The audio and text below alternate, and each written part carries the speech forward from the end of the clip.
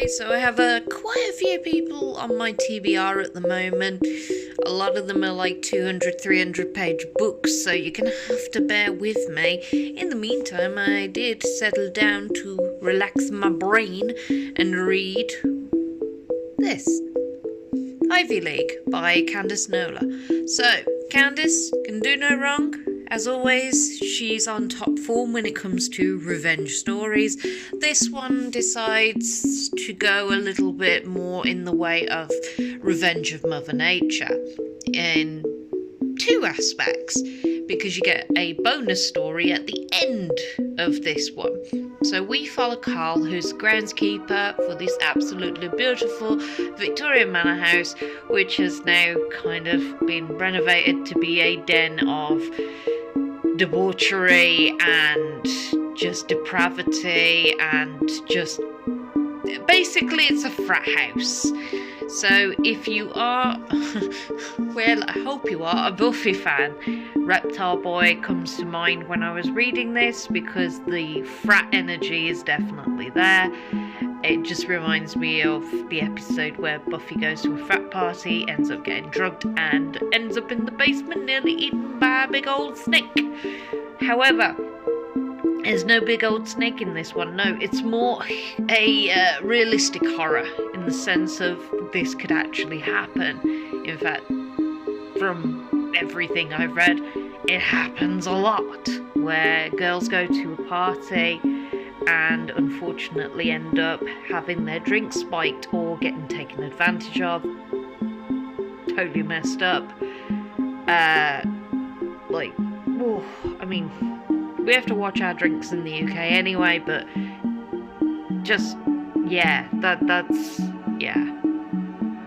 Anyway, Carl ends up watching all this unfold, remembering that when he first came to this manor house, back when it was owned by Miss Ivy, there was a bit of history there where he's watching shit repeat that reminds him of the reason he even came out here, how he ended up meeting Miss Ivy in the first place, and the trauma just reignites in his mind as he realises what these poor women are going through when they subject themselves to this frat house. You've got the head of the house, Luke, and his second in command, Toby, who are just general, alpha male energy. Just get drunk, take drugs, abuse women. That's all they seem to be up about.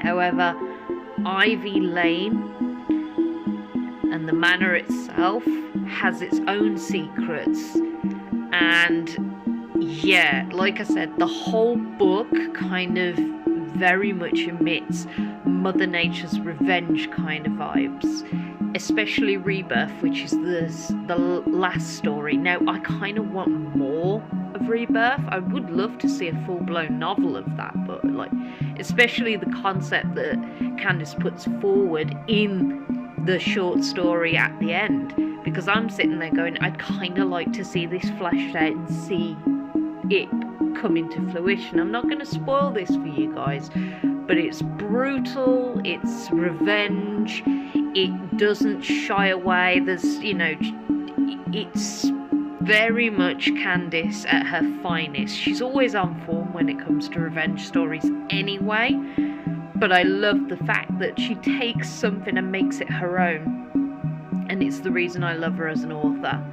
So if you want something that's going to be short, brutal, and just kind of give you that warm, fuzzy kind of feeling of retribution, and also kind of awaken your inner senses for nature and anything that could be taken as it is definitely one of those books that sits with me.